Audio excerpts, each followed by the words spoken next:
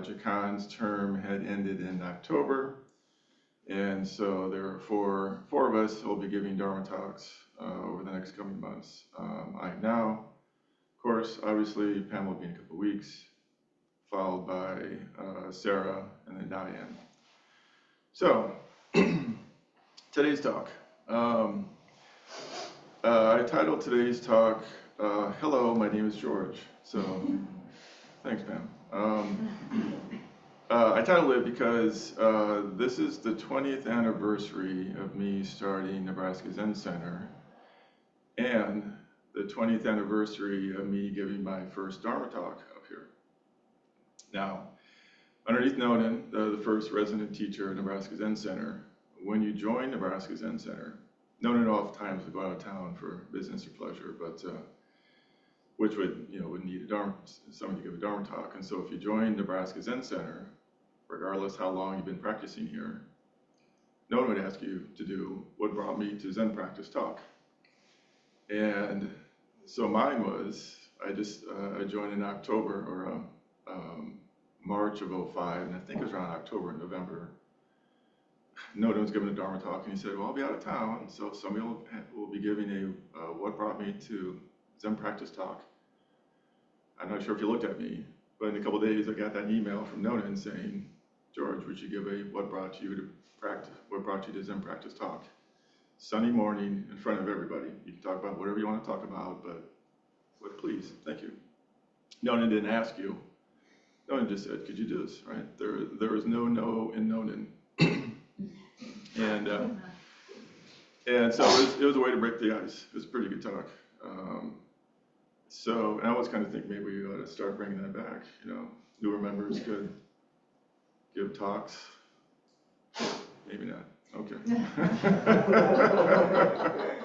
Yeah, it was awkward as all hell, but it's okay because everybody else. It was like a rite of passage. Everybody did it. Deb did it.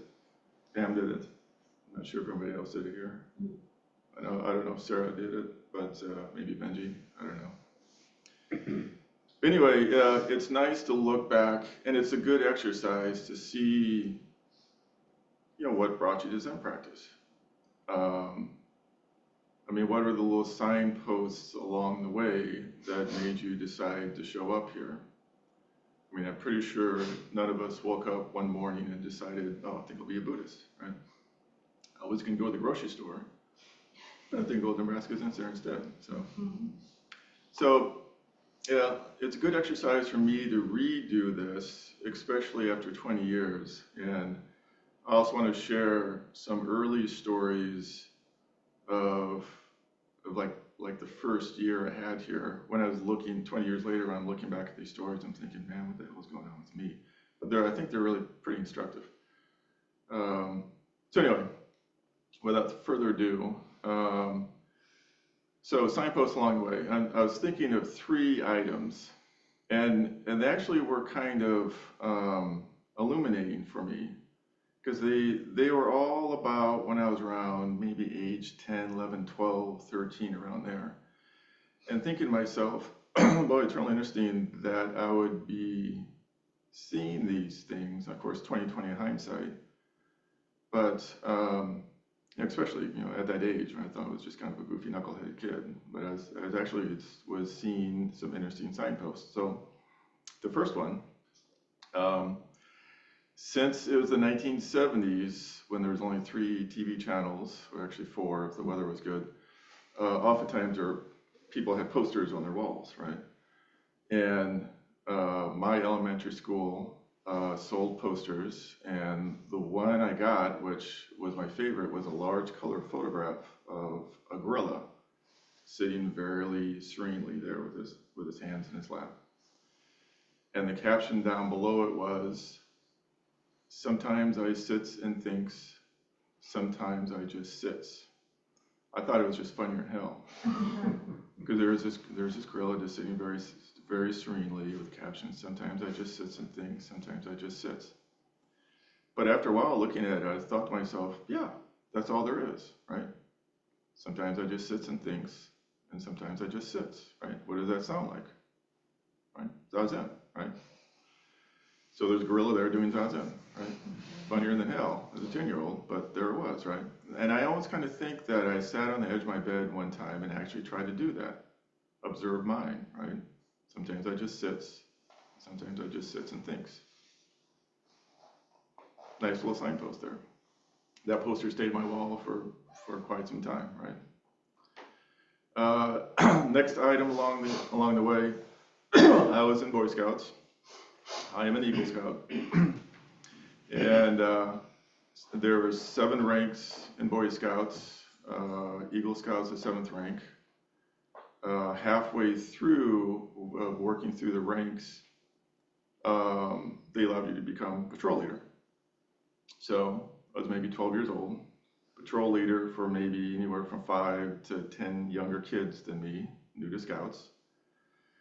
And so they were my guys. I took care of them, right? We would go camping every month or two, and campouts with young men could be kind of a tricky sort of thing. There were fathers along, but you were dealing with fire, sharp axes, undercooked food, hiking hazards, all sorts of things, right? The weather, right? So my job was to take care of my guys, right? And I remember having, patrol meetings at my house where it'd be me sitting there. Along the couch would be my guys, all sitting there listening to me. I'm not sure what I was talking about, but I'm sure it's probably something sort of like this. I was trying to give them a little guidance as to scouting, how to get to the next rank, because it's all about getting in the next rank. Maybe there's a camp out coming up, trying to explain that a little bit. Camp outs back then were sort of like introduction to sessions now, right? You're away from home, you're trying to get some tasks done. There's a lot of camaraderie there. One camp out I remember quite clearly it was October. We're out in the woods. We had activities to do, but the fathers snuck away to listen to the Husker games on the radios on their pickup trucks. And us boys discovered, an old prairie cemetery, which for a preteen boy is like a magnet, right? So we went exploring around this old prairie cemetery and really enjoyed it. So much so that we just stopped becoming Boy Scouts when we were little boys and we were just throwing the football around the whole time, around these cemeteries. But anyway, that's just something I just kind of remembered, but either here nor there. But the one thing as patrol leader was that the fathers were really strict about was set a good example for the boys. So first thing was to get up as early as you can in the morning and get the fires going, which is all the patrol leaders did, which was hard as hell, is try to get up on a cold morning out of your warm sleeping bag as a young boy, because we'd camp through the winters, and get out and get the fires going. There was a Boy Scout manual. It was about 1.5 inches thick. It told you everything you needed to know about being a Boy Scout, and even more. A lot of it was cooking over an open fire, and so getting the fire going, that helped to get the boys out of the tents, especially if you were cooking, because I remember we had a stainless steel measuring cup that you fill with Bisquick and throw in a little milk and whatnot, and you get your spoon in there and you start stirring it, rattling it around. It was like a dinner bell to the kids. You start pulling the kids out of the tent, but that was sort of like first introduction to kind of like being an Eno, because Eno during sessions, my job as Eno is to make the sessions try to run as smoothly as possible so everybody can settle in and deepen their lives. That's on me, right? Anything bad that happens, I'm responsible for that. Even if it is your fault, still I'm responsible for it, you know? And that's how it was as being a patrol leader. You took care of your guys, right? You took care of your kids.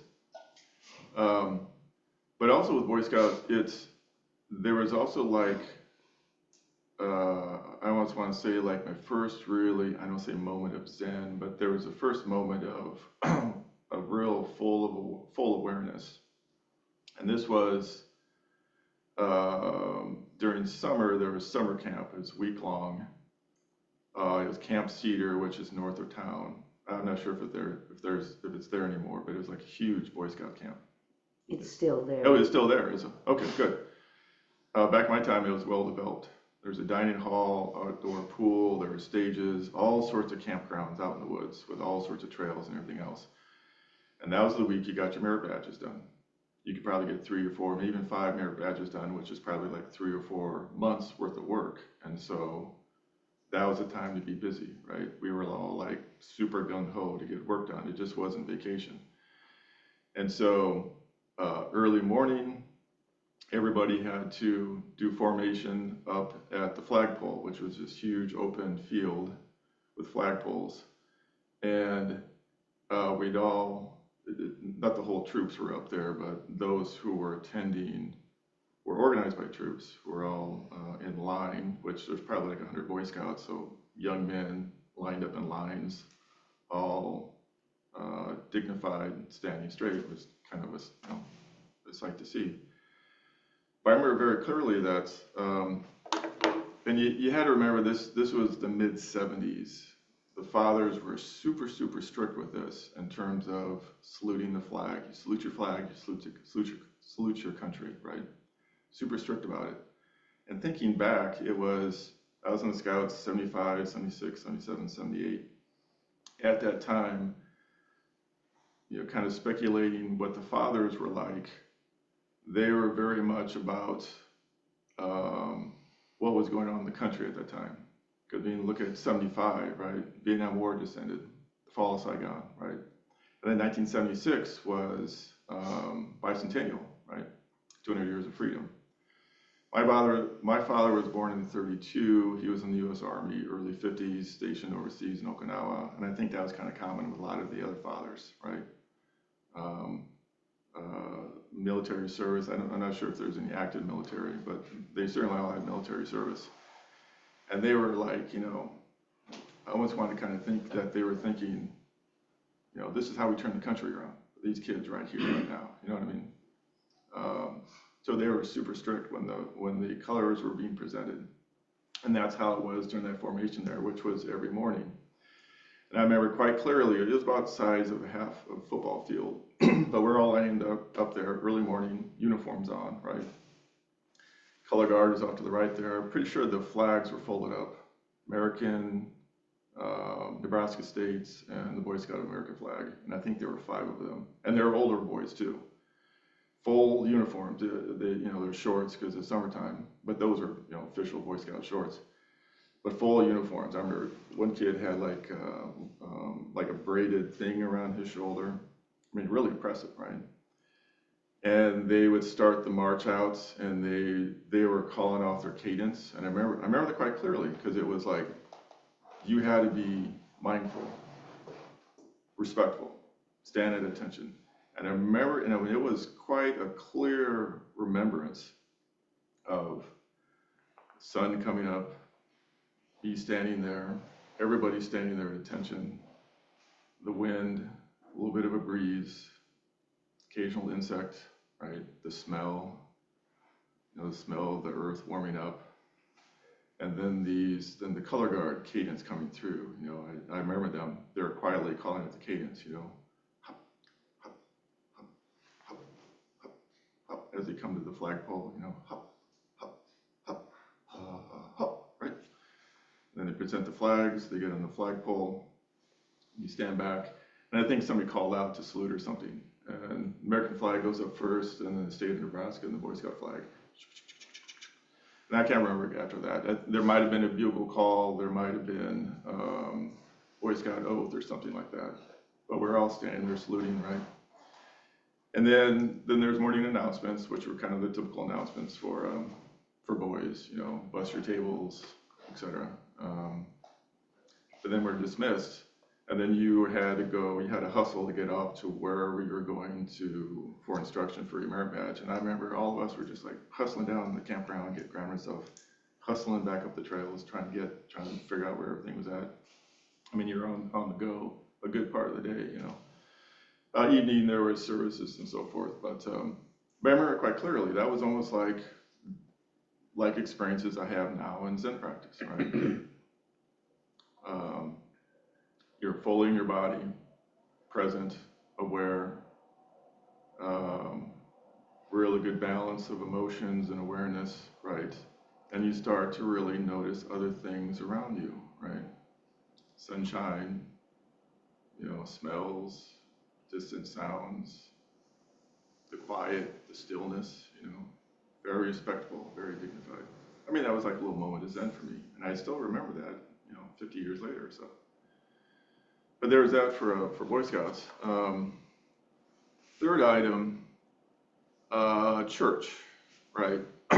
I grew up in a church, Morning Star Lutheran Church, ELCA, Evangelical Lutheran Church of America. And it's interesting that my church is called, the church I grew up in, Morning Star Lutheran Church, of which, as we know, during the third watch of Buddha's enlightenment, he looked up and saw the morning star, right? And then he realized, I think that's kind of an interesting combination, because it's a huge church.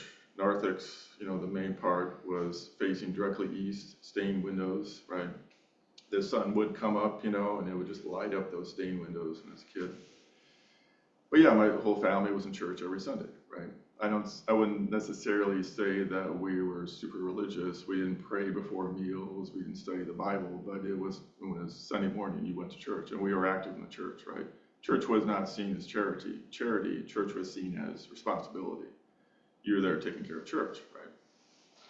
So yeah, I was in catechism where you learn about the church, confirmation when I was 13. Now I'm an adult in the church. Every Sunday, first Sunday of every month was communion, right? You take the body of Christ, the blood of Christ, had your sins forgiven. That was just drilled into you. That was every Sunday. That was first Sunday of every month for years, and that's funny. That's the one thing I hung on to for church. It probably wasn't until my mid-40s when I finally let that go about you had to have communion. If you didn't have communion, your sins weren't forgiven. If your sins weren't forgiven and you died, you go straight to hell. I mean, that was like burned into my head, right? That was law. That was fact, right? So it wasn't until my mid-40s when I was able to give that up, mainly because my sister, who obviously corrupted me by giving me the novel, The Da Vinci Code, which talked about Christ as being like just an ordinary human being, like a Buddha. I remember reading that, and I was just like, wow, are you kidding me? Wow, I didn't even think of that, right? Right? That kind of answered that really kind of broke it open for me. So then I'm not sure if I really gave it up, because back then Noden had full moon ceremony every month, right? So looking back, actually, that aspect of communion, that just translated over to full moon ceremony every month. So it's like, did you go full moon ceremony? You got to go full moon ceremony. No one gives you the precepts. If you don't get the precepts and you die, you go straight to hell, right? So maybe that just translated over. I don't know. Maybe I never did give it up. So anyway, it was church every Sunday. But I remember around this time, around age 10, 11, 12 or so, I loved reading comic books back then. I had a huge stack of comic books. Read them all the time. And in fact, I still really like the comic book art that was there back then. Bold colors, really dynamic, right? Cells within cells of action and dialogue and everything else. It was real cool art. Really liked it. And then I liked reading Batman. I really related to Batman. Superman and Spider-Man I didn't really get into. I think there were other comic books, but I kind of like Batman. In fact, I like the Batman movies, and I think to myself, well, what's with Batman? Here's an ordinary guy, right? Kid. I don't know if you know Batman's backstory. Let me tell it to you here. Right? Batman Dharma. The backstory is he's the only child born into a wealthy family. There's a mugging of his parents that goes wrong. He sees his parents getting murdered. He could have taken that rage and suffering and turned it inside with all his money and become very perverted. No. But instead, he turned that outward. He became very mentally and physically strong, right? And used his money and influence and power to take care of Gotham City, right? He was the protector of Gotham City. And I really like that idea. It's sort of like the Boy Scout patrol leader, right? You weren't here to be worshipped. You were here to take care of your guys, right? Your guys looked up to you, so you took care of them. You know, they were younger kids. You just took care of your kids, right? So, and that was like Batman. You took care of Gotham City, and I really kind of relate to that. So, but anyway, one day I'm sitting in church. The pastor is, I don't know, we're probably giving some story about Christ's divinity or Moses parting the Red Sea or something like that. And suddenly I thought to myself, wait a minute. These stories are no different than the stories I'm reading in my comic books. Is Jesus Superman? Or is Superman Jesus? I mean, it's like, these are like real profound questions. That's, I mean, as a kid sitting there. Is the Bible like the adult's version of my comic book? What is going on here, you know? So, I mean, that's, I mean, of course, I didn't ask any questions about that because, you know, that would not have gone over well. But again, that was one of those little breaks. I mean, religious church all the time, but that's one of those little breaks you have in it that you think, you know, maybe Christianity isn't really the thing for me, right? But, bless you, when I became 16, I joined Order of St. John, which was an order within the church. The girls joined Order of Ruth. I joined, along with my buddies, Order of St. John. And so we did ceremony we were assigned to do ceremony once or twice a month. So you show up suit and tie. This was early 80s, so yeah, everybody's still dressed up going to church. You showed up early. You put a long black robe on, zipped up front, a white vestment, big silver cross,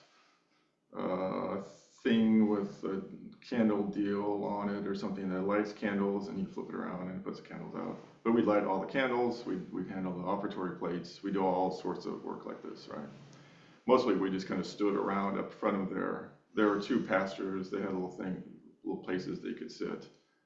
And we would stand like Jisha-like right next to them the whole time. And teenage boys being teenage boys, I'm seeing my buddy across the way, and we're looking at each other like, man, why did we drink so much last night? Because it was really painful, right? So anyway. But yeah, that was like first taste of formal religious ceremony, and I kind of liked it. I don't know if it was part of it was being like a teenage boy in front of everybody, you know, I was a bit of a ham when I was a kid. Or there was just some kind of formality to it that I kind of liked. I don't know. One thing I do know for sure is when I graduated from high school, went to University of Nebraska in Lincoln, and that was the last I ever went to church. I became untethered, as I was told. Which is weird, because there was a very lovely little Lutheran church right off the campus there that I'd walk past all the time, but apparently I wasn't interested. University of Nebraska Lincoln, I studied psychology. And when I graduated with a BA in psychology and with a double minor in English and history, I liked studying psychology. The first couple of years were a little boring, but the junior senior years of psychology were really interesting. Those were graduate level. And they were really getting into the aspects of mind and consciousness. And of course, one course I took was abnormal psychology, which I liked because the professor, I think, was a little bit abnormal too, right? Sort of like, do you remember Silence of the Lambs, when Agent Starling meets, Hannibal Lecter for the first time? Going to class was a little bit like that with this professor. Interesting individual. But anyway, the English, there was, I don't know what course it was, but you could select from several different books to read. the book I selected that I remember quite clearly is the book Zen and the Art of Motorcycle Maintenance. I'm not sure if anybody's familiar with that. Oh, yeah. It's long. What's that? So long. Oh, is it really? Okay. Yeah, but it's weird because it's like I saw the word Zen in the title, and for some reason it's just like, boom, that's it. That's the one I want, right? I don't know where that came from, right? I see the word Zen, it's like, oh, that's the one I want. I don't remember much from the book. I think it's autobiographical about a motorcycle trip in the late 60s with the author, I think. Did you read it? And his son. Mr. Persick. Oh, really? Yes. Is that what it was? Okay. Ken Persick. Wow, good memory. Yeah. That my only takeaway from it was I think he was talking about how when he's riding his motorcycle, how much more connected he was to the road, right? Connected to the bike's connected to the road, the wind, everything else. You're fully into it. And then some description about a car passing with all the windows rolled up and everybody in the car was doing something other. The driver was driving, of course, but everybody else was talking, everything else. And those were kind of like two aspects of mind, right? Metaphorically. Right? Kind of like a Zen mind, fully engaged, fully aware, not to, right? And then you've got the car zipping by, but kind of oblivious. Now that's ordinary mind, right? That's the mind that's kind of wrapped up in our storylines and not really paying attention to what's going on. So it's kind of interesting that he was describing two aspects of mind there, but that's the only takeaway I have from the book. So anyway, I graduated. Didn't do anything with those degrees back then, though the psychology and English suddenly seemed to be something that's much more relevant now with me being in Zen practice. I was in grad school for a bit. That didn't work out. My brother's an attorney, said, why don't you just go to law school like all psych majors and philosophy majors do? He was an economics major. I thought, oh my God, I don't know if I could do law school. But I did get a second degree for Metro, just a little 2-year associate in applied arts degree that was really easy to get. I did it part-time because a lot of my credits from the BA transferred over. And that was a good decision because that opened up a lot of doorways for me. Anyway, thought, oh, doing good, great. So mid-late 90s, still kind of looking around for religion, which is still kind of odd because, born and raised in the church, right? So I was still looking around for religion. Girlfriend at the time was hardcore evangelical Christian, and so she dragged me along to some of her church services. Those are interesting. Super nice people. Their message line was not exactly what I was looking for. In fact, some of the message lines made me want to flee out of the church, but hey, still super nice people.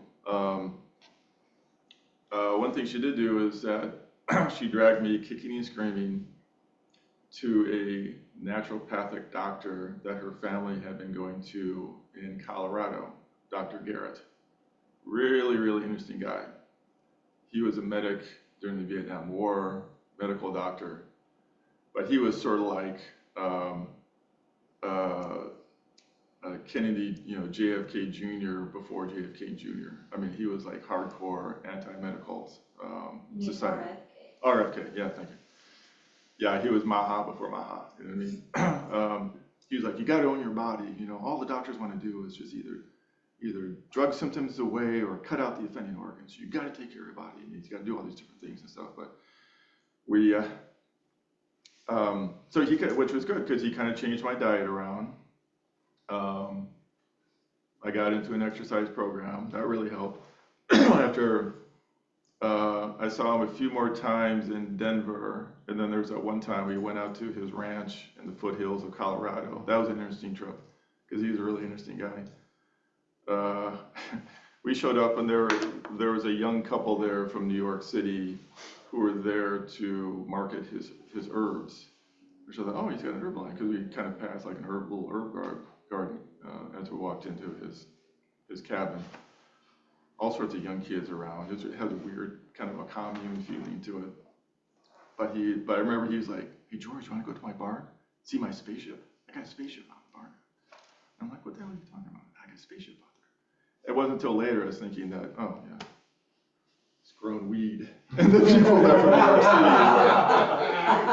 I didn't smell it. I mean, coming from college, I mean, it would kind of mag me for it. But I think that's what he was talking about. And I think the young couple there from New York City were, his distributors, marketers. But really, really interesting guy. But anyway, he said, I was talking on the phone with Time, and he said, George, I think you're ready to do a week-long fast. I'm like, huh?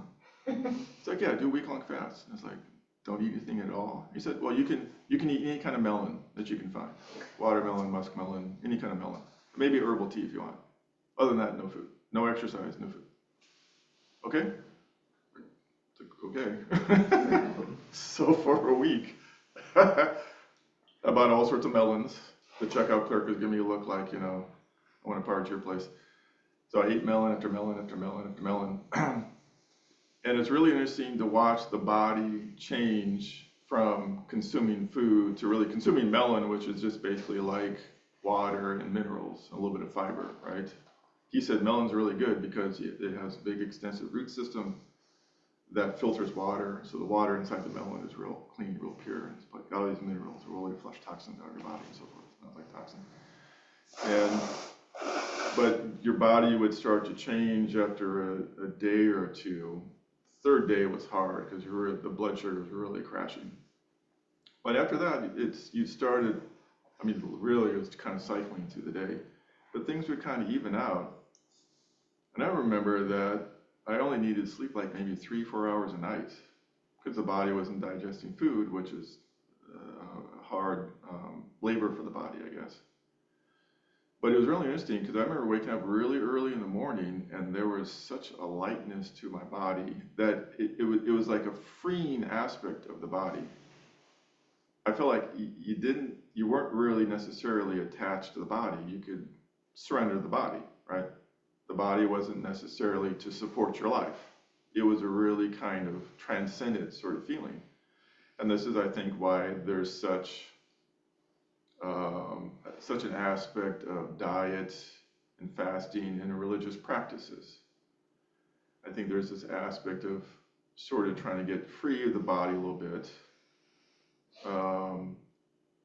to try to kind of transcend the gross everyday world sort of thing. Zen's a little different, of course. Zen is body, mind, is not two, right? It's practice of acceptance. But there it was really kind of interesting, almost like a spiritual transcendent sort of feeling. But the week ended and I went to McDonald's, which is what you were not supposed to do after a fast. So yeah, late 90s, I was reading a lot of different stuff, different things. I read about Wiccan, which is kind of nice because that interests me because it talked about ceremony and reverence of nature.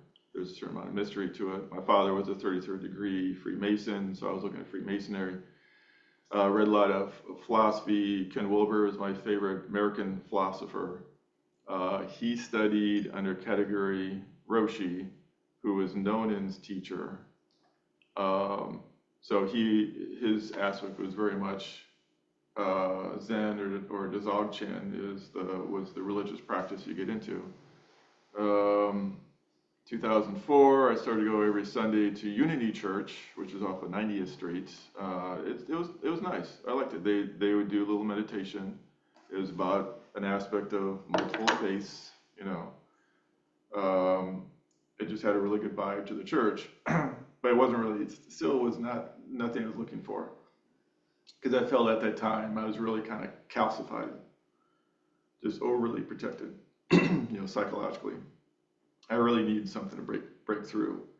And I was a bit of an anxious fellow too. I wouldn't say it was an anxious disorder, but I had some anxiety issues going on, and I needed to face my fears. Boy, did I find the right place for it, right? So, March 2005, I tell this story, and these are great stories. And I think the first time I heard about Nebraska Zen Center was, I think, 92. There was a little article about Zen Center in the Omaha World Herald. So that was the first I heard about it. And I sort of kept that in mind. Again, I saw that Zen and went, ooh, what's that, right? Interested about it.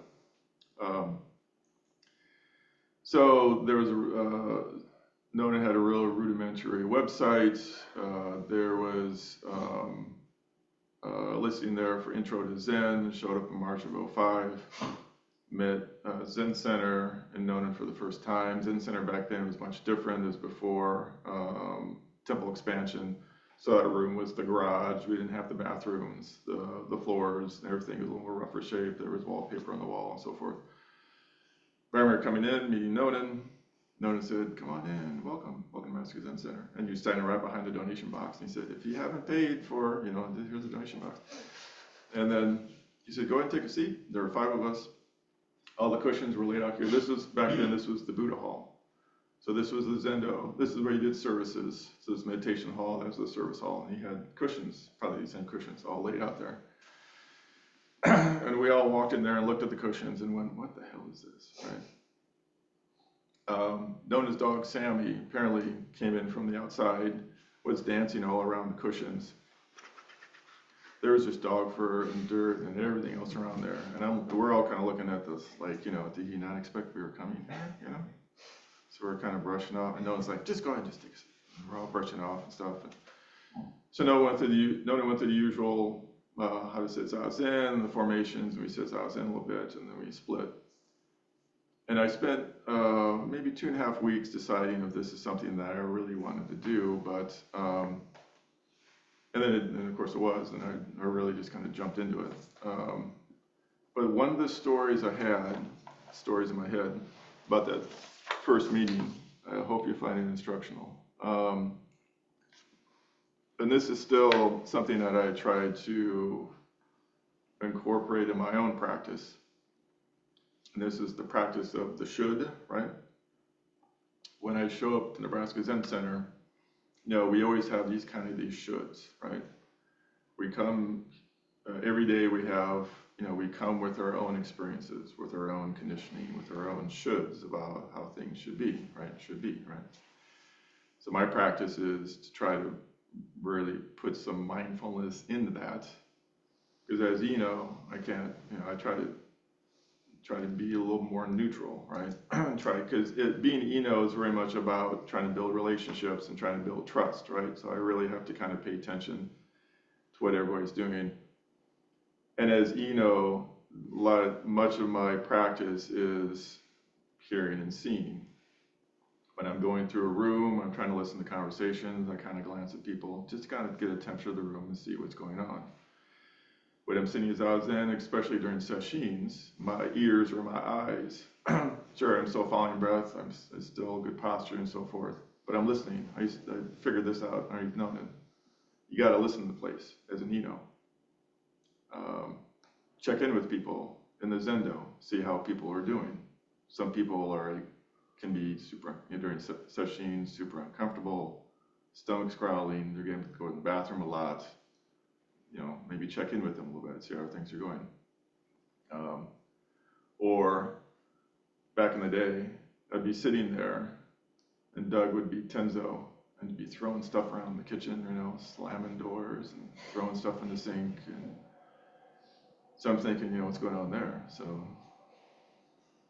get out of the Zendo, walk in there and open the door, and Doug gives me this look like this, Close the door and I go in the Zendo and tap someone on the shoulder and say, "Doug, can you use some help," right? And then things would quiet down in the kitchen. But anyway, the shoulds going on, right? So when I walked in there and I saw all this, for the first time in Nebraska Zen Center, right? I saw all this dog fur, and so I tried to make sense of it, and my sense of it was, I understand. I read about this, right? This is a Dharma gate, right? No one has all this dog fur around here to try to test people's sincerity of where they want to be engaged in the practice or not. He only wants sincere students, and this is his way to weeding out the curious and ignorant. I get it. I have the true Dharma eye here because I've been reading about it and so forth. Of course, I know it's all completely wrong because this part of the story I call the dog fur and the Dharma, because dog fur and the Dharma just rained down with Nonan all the time.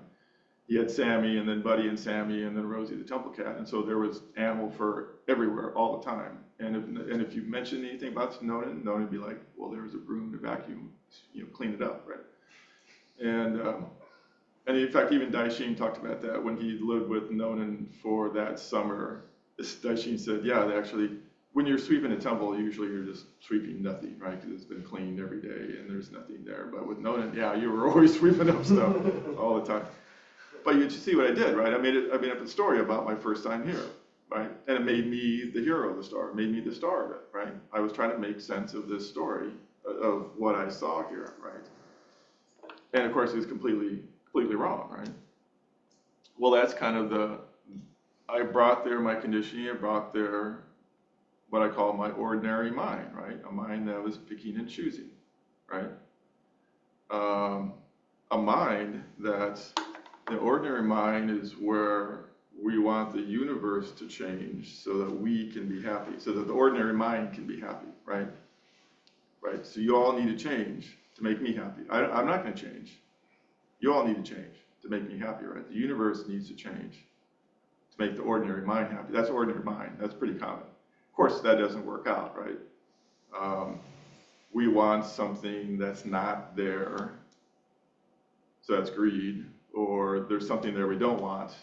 That's aversion, right? There's the three major poisons in classical Buddhism, right? Greed, aversion, and delusion. And delusion is not understanding the first noble truth, and that is life is suffering, right? And the self is separate. I'm here, the universe is out there, right? There's that separation. That's delusion, right? So the three major poisons of basic Buddha Dharma, right? Greed, aversion, delusion, right?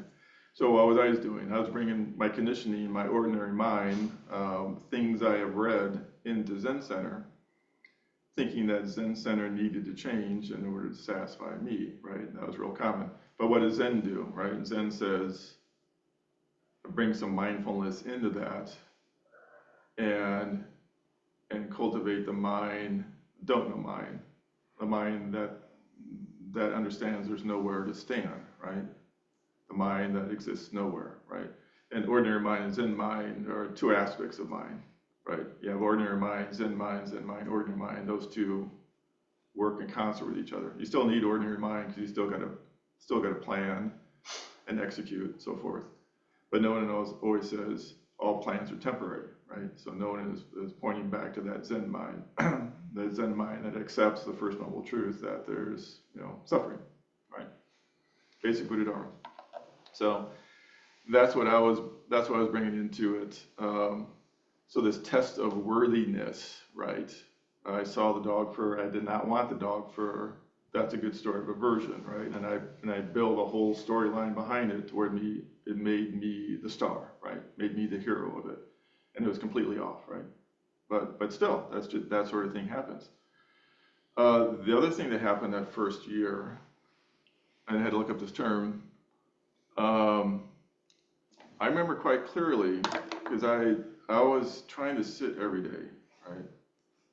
I sat every day before I showed up to Zen Center, and then I was trying to sit every day after that, really trying to put some effort into it, put some energy into it. And then one day, completely without warning, sitting at home, suddenly, I'm not kidding you, I had this visual awareness of three golden rings around me, right? A golden ring around my hands, a golden ring around here, big golden ring, shiny gold ring, glowing, right? I'm not kidding you. Around this body, and I don't know how long it lasted, but it was just like it was apparent and to me very, very real. These three golden rings, right? And then they slowly faded away. Like, wow, what is that, right? Wow, is that an opening? What was that? Did they have a kensho or something? What was that all about? So I did the right thing. I talked to no one about it. And I remember quite clearly, it was Dokusan, private encounter with the teacher. It's confidential. Nonan was sitting there. We were both on cushions. And I was telling him about this. 3 golden rings, what's that about?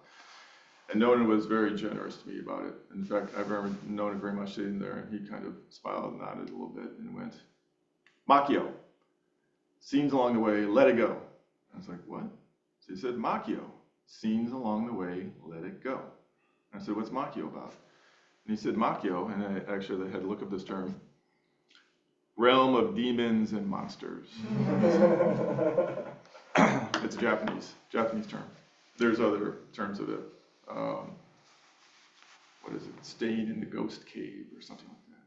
Which is kind of cool. Right? Demons and monsters. And he said, yeah, I've had those before. He said, when I was a monastery in Japan, those sometimes happen. You have auditory or visual hallucinations, what they were. That sometimes happens when you're doing a lot of Zazen. He said, but they're just scenes along the way. It's just an event. He said, just let it go, right? Which he did the right thing. Noda didn't say, oh, that was wrong, right? You had it wrong. That's wrong, George, which would have created a sense of aversion in me, right? That's wrong. You never do that. Nor did he say he was good, because Makio usually sometimes can occur if you're sitting a lot of Zazen. It happens to monks, like I said, it happened to Noda, right? And he didn't praise me for that, because that would have created greed, right? Because then be like, oh, okay, I get that from sitting a lot of Zazen, so I can sit a lot of Zazen, and maybe I'll have another kind of experience. Because I was really, it's real common coming into Zen practice is to have a desire for the religious event, right? We all read about, the great, cracking open and great insight and so forth, and then the turning word from the teacher. I mean, you read these stories all the time, and then you come into Zen Center, and it's just people just sitting around, and you're like, man, what's going on here? This place sucks, right? Teacher's a fraud. The students here are losers. I mean, the place is filthy. It's dog fur everywhere. Why would I want to practice here? Well, because everything in the book is like super, super idealized. It's really cleaned up because they're trying to sell a book, right? But you come into everyday Zen Center, and it's just like here. It's just everyday Zen going on, right? And Nonan was always trying to extract that. It's just everyday Zen, right? That's what we do around here. But he said, it's Makio, scenes along the way, just let it go, which was the right instruction, right? And I went, okay. And then Nonan looked at me and went, anything else? I said, no. He goes, okay. And that was over. That was like the Dokusan with Nonan, right? Is there anything else? No? Okay, bye. Right. That was it. Right.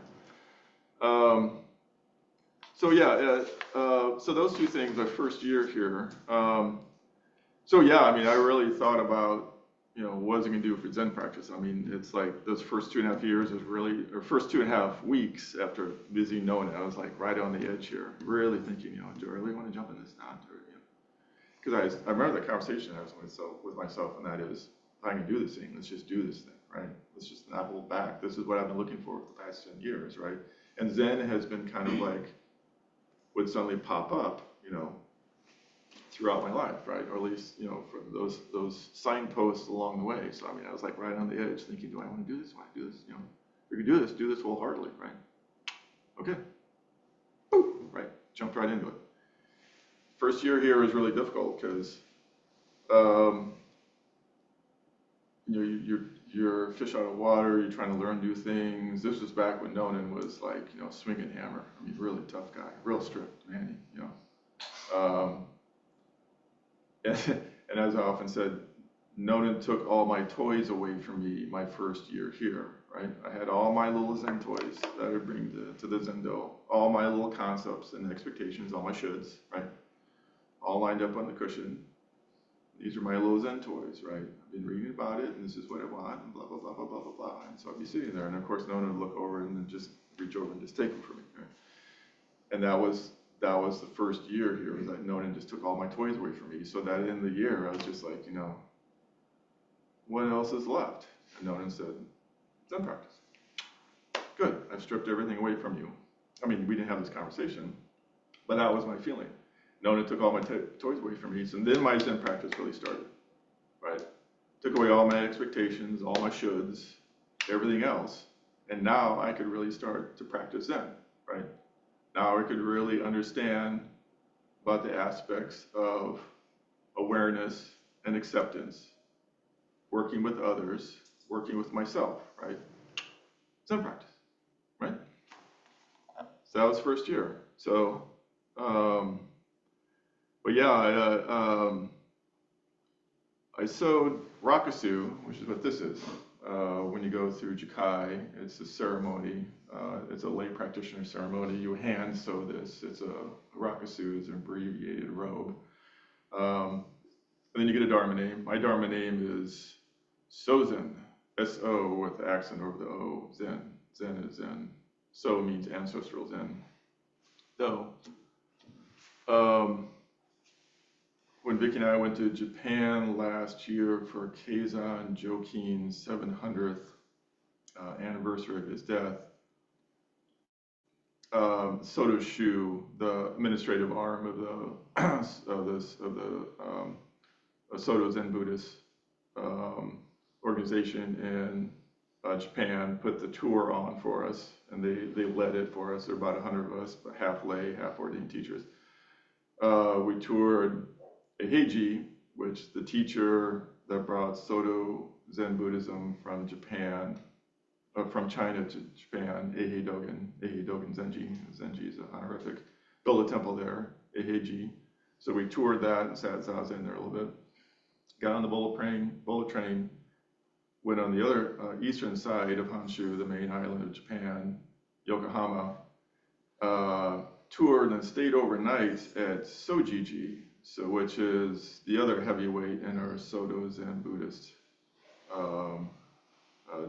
religion here, practice, our school.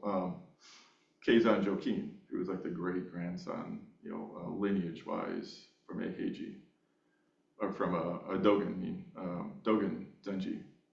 Zen Jokin originally had a temple on the eastern end, but that burned down in like 1898, almost all of it. They rebuilt it on the western side.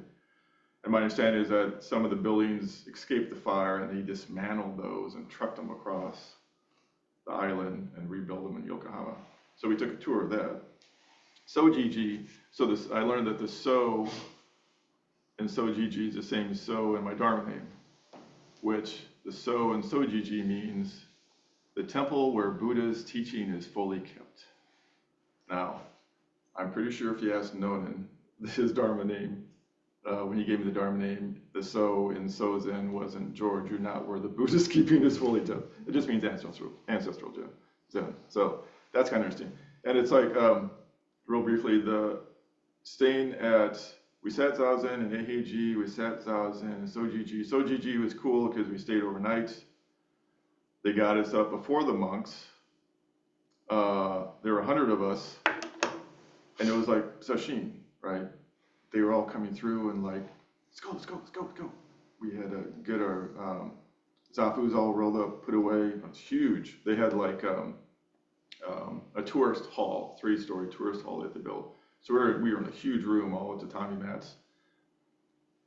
I slept towards the front where the stage and podium is, where there's this huge statue of Buddha that overlooked me all night long, which was kind of cool.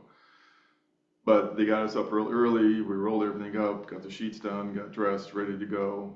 Got a rakusu, and the priest had their, had whatever it is they have, it's kimono, whatever it is. And then we were quickly, boom, going down through all these connected hallways. You didn't know where you were part of the time. Connected hallways are outside, past these huge, magnificent buildings. That one was the ancestor hall, the one that they trucked across from the old place and reconstructed it there. We couldn't tour it; they were doing something there, but past these huge, magnificent ceremonial rooms. And the further back in the area you went, things got older and more kind of atmospheric. And then we entered the zendo and sat there for 40 minutes and listened to the temple wake up, which how the temple wakes up is 2 young Japanese men who are monks have bells, and they run from one side of the complex to the other ringing the bell. So a lot of running, right? This big, huge area. So you're sitting there and it's like super, super quiet, right? And all of a sudden off in the distance you hear a bell ring, ding, ding, ding, ding, ding, handbell, right? Ding, ding, ding, ding. And then you hear the monk running down the hallway. Boom, boom, boom, boom, boom, boom, boom. The bell fades off in the distance. It's quiet. And then the other monks running up to the other side. Ding, ding, ding, ding, ding, ding, ding, ding, bum, bum, bum, bum, bum, bum, bum. It's quiet. And then bong, and the bell they had in Sojiji, swear to God, sounds just exactly like that bell there. The Jiki rings it, bong, get you up and get you out of there because the monks are coming. And so we're down, boom, boom, boom, boom. We did the rope chant, right? Got everything on, and then they'll lead us out, and we had to boom, boom, boom, boom, boom, run through there again. But I can assure you, sitting Zazen and Eheiji, sitting Zazen and Sojiji, the two main temples in Japan, no different than sitting Zazen in Nebraska Zen Center. Body, mind, breath, and return. Body, mind, breath, and return. Over and over again. It's the same Zazen. I've said Zazen in a garage do, a garage Zendo. I've said Zazen in the two main temples in Japan. I've said Zazen here and elsewhere in San Francisco Zen Center. It's all the same thing. It's all Zazen. You can go with, so when Dogen Zenji says it's useless to travel around the practice because everything is right here. Well, yeah, right. Zazen, Zazen, wherever you go. So we had to go all the way to Japan to figure that out. Right? So then with my first 2 years, then I was Wednesday night Doan. There was only one Wednesday night Doan. That was me. That included full moon ceremony, which was monthly, 3 sessions. I learned Jusha Shoten. I was Elizabeth, who was the Ino, had me be Sunday Open Zoan, Sunday Open Zen Doan every Sunday for 6 months. Right, I was really into it. Work practice. Doug Dittman and I, we hung. In the autumns, we hung storm windows. In the spring, we hung the screens, we washed the windows and so forth. Tricky, right? Old building, rotted hangers. Doug and I up on a long ladder reaching the upper story here. Dangerous work. You had to be fully, boom, right there, right present to be doing it, Then I sold to Rakasu, May of 07, and then, excuse me, October of 07. Oh, we're good. God, that was a quick half hour. Anyway, I did a lot of work here, and then Nona retired in 16, and I retired too. I had been really pushing it as hard and as long as I could to do Zen practice, and by 2016, I was out of gas, right? Plus, I had gotten laid off from a job. I was trying to find other work. There's just a lot of stuff going on. So Nona retired, and I retired too, and I was away for 5 years. And it's funny, I just dropped Zen completely for 5 years. Stunned it. But it was a nice way to compare and contrast. It's like my home Zendo, collected dust and cobwebs, didn't clean it. The cat slept undisturbed in the Zabatan, But 2 years in, I got a letter in the mail from Nebraska Zen Center's, the annual appeal. And I thought, okay, they want money. I've seen this before. And it took me a day or so to open it, but I opened it up, looked inside, and there's the usual letter. But in there was a nice little handwritten Post-it note. And it said, George, Zen Center hasn't been the same without you. Pam. I thought, that's nice. Pam wrote me a nice little handwritten note saying, George, Zen Center hasn't been the same without you. Pam, that's nice. I was really touched. I kept that letter. I didn't donate any money because I thought, nice try, Nebraska Zen Center. You get Pam to pull my heartstrings, but yeah, good luck on that, right? But that kind of broke the ice a little bit. And I thought, that's nice, right? And then one day, Vicky was in here doing treasury work. I tagged along with her, and I sat down on the dawn spot and started to ring the bell, and just all this stuff just came back, right? It was just like, and it's good it came back because I can tell you those 5 years away from Zen practice, I became whiny, self-absorbed, drank way too much, smoked way too much weed, right? I mean, it was just kind of ordinary mind just took over and went, yay, everything's sensory pleasure, and it's all about me, and bitch, bitch, moan, moan, moan, moan, moan. just horrible, right? And then 5 years, it's just like, God. And then I sat sashimi, one day sashimi with Pam, telling Pam about it, and it's just like, it's like coming out of a long desert. This is how it felt at the end of sashimi. It's like coming out of a long desert and finding a lemonade stand right there, right? Back in again. So yeah, between how those 5 years when I was away and Zen practice, I choose Zen practice, right? Right. It's much more engaged, alert, helping other people out, just more meaningful for me, right, than the usual stuff. But and like when I was planning this Dharma talk, I was making all sorts of notes. It was sort of like planning for a long trip where obviously he was throwing stuff in an open suitcase, and when it's time to leave for the trip, you can't close the suitcase because you've been selecting too many things. This is what my notes are like. I've got like another half hour to do here, but I'm not going to do that. So anyway, if you have any questions, see me afterwards. Last day's Dharma talk, yay! Pam will do the next one in 2 weeks. I'm sure her Dharma talk will be saying that everything I said here is completely wrong. So that's okay. But anyway, should we do announcements and wrap it up? It's 2:45. Sure. Page 43. Any announcements at all? Or? Oh, announcements. Yeah. Yeah, next week Daishin will be here with us the whole weekend. So Friday we'll have full moon ceremony. On Saturday we'll have an intro to Zen. We've had a couple of registrations, but as Daishin has mentioned before, even if you've been to it, it's always good to have a little refresher and kind of interact with the new people that come here. Excuse me. And then following that, they'll have a family program. So if you have any children, or if you have worked with them before, if you could reach out to Daishin, he can always use help. And then on Sunday, we'll have a Dharma talk. And then during that whole weekend, I believe he was still expecting to bring his family. I think so. Yeah. So that'll be a good opportunity